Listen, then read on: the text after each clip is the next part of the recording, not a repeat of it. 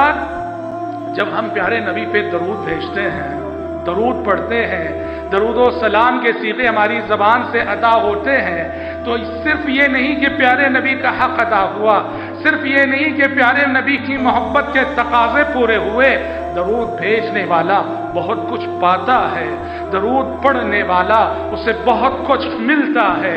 پیارے نبی پہ درود بھیجنے والا بڑا سعادت مند انسان ہے، خوش نصیب انسان ہے، اس کو بھی اس کے بدلے میں کتنی رفعتیں ملا کرتی ہیں۔ پیارے نبی پہ درود بھیجنے کے بدلے میں اللہ کی جانب سے اس پر بھی کتنی نوازشیں ہوا کرتی ہیں۔ چنانچہ چند ایک باتیں میں احادیث کے حوالے سے آج کے خطبے میں آپ کے سامنے ذکر کرنا چاہوں گا۔ سب سے پہلی بات تو یہ ہے کہ پیارے نبی نے اس شخص کو بخیل قرار دیا، کہا کہ بخیل ہے وہ شخص کہ جس کے سامنے میرا نام لیا جائے اور وہ مجھ پہ درود نہ بھیجتا ہو۔ حضرت علی راوی ہیں کہ پیارے نبی صلی اللہ علیہ وسلم نے فرمایا البخیل من ذکرت عنده فلم يصلی علی، بخیل ہے وہ شخص جس کے سامنے میرے نام کا تذکرہ ہو رہا ہو اور وہ میرا نام سن کر درود و سلام بھیجے بغیر خاموش بیٹھا ہو۔ کہا کہ یہ میرا سب سے بڑا بخیل امتی ہے۔ تو مطلب یہ ہوا فیاضی کی علامت، سخاوت کی علامت یہ ہے کہ آدمی پیارے نبی کے حق میں خوب خوب درود و سلام بھیجا کرے۔ اللہ تبارک و تعالیٰ کی جانب سے یہ نعمتیں ملتی ہیں پیارے نبی پہ درود بھیجنے والے کو۔ جس نے ایک مرتبہ نبی کریم صلی اللہ علیہ وسلم پہ درود بھیجا 10 رحمتیں اس پہ نازل ہوئی۔ پیارے نبی نے فرمایا من صلی علی واحدہ صلی اللہ علیہ بہا 10، جو ایک مرتبہ مجھ پہ درود بھیجے اللہ اس پہ 10 رحمتیں نازل کرتا ہے۔ اور ایک حدیث میں 10 رحمتیں نازل کرنے کے ساتھ ساتھ اس کے 10 درجات کو بلند کرتا ہے، 10 درجات کو بلند کرنے کے ساتھ ساتھ اس کی 10 خطاؤں کو معاف کرتا ہے۔ ایک مرتبہ آپ نے درود پڑھا اور آپ کو یہ 30 چیزیں حاصل ہوئیں، 10 رحمتیں آپ پہ نازل ہوئیں، 10 درجات آپ کے بلند ہوئے، 10 گناہ آپ کے معاف ہوئے، صرف ایک مرتبہ نبی پر درود بھیجنے پر۔ اور پھر یہ وہ سعادت مند انسان ہے، یہ وہ خوش نصیب انسان ہے جو نبی پہ درود بھیجتا ہے کہ اللہ کے فرشتے اس کے حق میں دعا کرتے ہیں۔ کتنا خوش نصیب ہوگا وہ شخص جس کے حق میں فرشتے دعا کریں، اس لیے کہ فرشتوں کی دعا رد نہیں ہوتی، فرشتوں کی دعا ریجیکٹ نہیں ہوا کرتی۔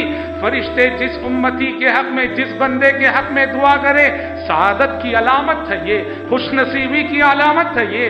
چنانچہ فرشتوں کی دعاؤں کا حقدار بننے کا ایک ذریعہ یہ ہے کہ پیارے نبی صلی اللہ علیہ وسلم پہ درود بھیجا جائے۔ چنانچہ عامر بن ربیعہ رضی اللہ عنہ فرماتے ہیں کہ پیارے نبی نے فرمایا ما من مسلم یصلی علی الا صلت علیہ الملائکہ، جو مسلمان بھی مجھ پہ درود بھیجتا ہے تو اس کے بدلے میں فرشتے اس کے حق میں دعائیں کرتے ہیں، دعائیں رحمت کرتے ہیں۔ فرشتے دعائیں رحمت کریں گے تو یقیناً ہم سب، آپ سب بارش رحمت میں نہا جائیں گے۔ حضرات نبی کریم صلی اللہ علیہ وسلم پہ درود بھیجنے والے کو ایک سعادت یہ بھی ملتی ہے، کل حشر کے میدان میں روز قیامت جب سارے امتی پیارے نبی کی قربتوں کے لیے تڑپ رہے ہوں گے، پیارے نبی سے قریب ہونے کی آرزو لیے ہوئے جستجو کر رہے ہوں گے کہ کون وہ سعادت مند ہیں جنہیں پیارے نبی کا تقرب جنت میں حاصل ہوگا، جنہیں پیارے نبی کی معیت جنت میں حاصل ہوگی، جنہیں پیارے نبی کی رفاقت و صحبت جنت میں ملنے والی ہے۔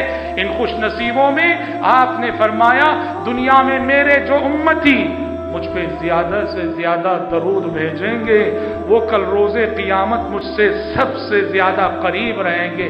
ترمذی کی روایت ہے، آپ نے فرمایا اول الناس بی یوم القیامہ اکثرهم صلاۃ علی، قیامت کے روز لوگوں میں مجھ سے سب سے زیادہ نزدیک اور قریب وہ ہوں گے جو دنیا میں مجھ پہ سب سے زیادہ درود و سلام بھیجا کرتے تھے۔ سعادت مند ہیں وہ لوگ، خوش نصیب ہیں وہ لوگ جنہیں پیارے نبی کا تقرب حاصل ہو جائے۔ اسی طرح سے حضرات درود و سلام بھیج کر جن اعزازات اور انعامات کے ہم مستحق ہوتے ہیں ان میں سے ایک شفاعت نبوی بھی ہے کہ درود و سلام بھیجنے والے امتیوں کے حق میں کل روز قیامت پیارے نبی شفاعت کریں گے، اللہ کے اذن سے، اللہ کی اجازت سے، اللہ کے حکم سے پیارے نبی شفاعت کریں گے، اور آپ کی شفاعت کے ذریعے سے امت کے بڑے بڑے گنہگاروں کا بیڑا پار ہوگا۔ چنانچہ شفاعت نبوی جن وسائل اور اسباب سے حاصل کی جاتی ہے ان میں سے کثرت درود بھی ہے۔